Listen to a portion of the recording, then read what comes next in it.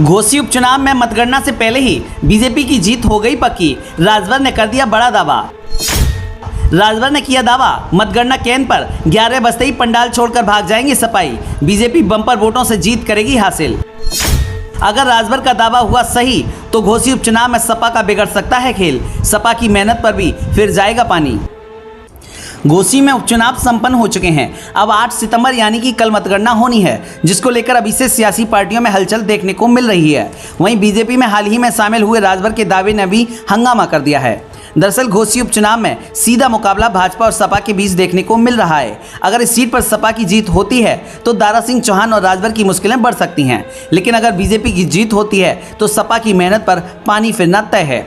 अब जिस हिसाब से राजभर एक के बाद एक बड़े दावे कर रहे हैं, उससे हंगामा देखने को मिल रहा है। घोसी उपचुनाव के लिए वोटिंग हो चुकी है। घोसी की जनता ने बीजेपी उम्मीदवार दारा सिंह चौहान और सपा प्रत्याशी सुधाकर सिंह की किस्मत को मतपेटियों में कैद कर दिया है और अब इंतजार है 8 सितंबर यानी कि कल का, जब उपचुनाव के नतीजों का ऐलान किया जाएगा।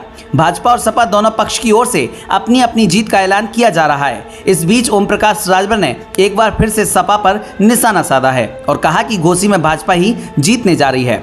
घोसी में चुनाव प्रचार के दौरान लगातार ओम प्रकाश राजभर डेरा डाले रहे। उन्होंने दिन रात बीजेपी प्रत्याशी दारा सिंह चौहान के समर्थन में चुनाव प्रचार किया और घर घर जाकर वोटों की अपील भी की। और अब वोटिंग के बाद राजभर ने एक दावा किया है कि यहां से 100% भारतीय जनता पार्टी ही जीतने जा रही है। उन्होंने कहा कि जब मतगणना केंद्र पर वोटों की गिनती होगी तो सारे सपा के कार्यकर्ता 11 बजते ही पंडाल छोड़कर भाग जाएंगे। ओम प्रकाश राजभर लगातार सपा पर हमले कर रहे हैं। इससे पहले भी उन्होंने कहा था कि सपा के तमाम बड़े नेता यहां पर अपने प्रत्याशी की जमानत बचाने के लिए घूम रहे हैं। सपा को पता है कि उनकी हालत खराब है, इसलिए प्रोफेसर रामगोपाल यादव से लेकर शिवपाल सिंह यादव गांव-गांव घूमे। यही नहीं, खुद अखिलेश यादव भी, जो कभी उपचुनाव में प्रचार नहीं करते थे, वो भी यहां पर आए।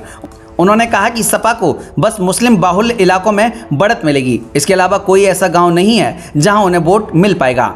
एक तरफ जहां राजभर बीजेपी की जीत का दावा कर रहे हैं, तो वहीं सपा प्रत्याशी सुधाकर सिंह ने भी जीत का दावा किया है। उन्होंने कहा कि अगर निष्पक्ष तरीके से वोटों की गणना हुई तो वो 50,000 वोटों से जीत हासिल करेंगे। हालांकि इस दौरान उन्होंने प्रशासन पर भी कई गंभीर आरोप लगाए और कहा कि वोटिंग के दौरान प्रशासन के लोग खुद पार्टी बन गए थे और वो वोट मांग रहे थे।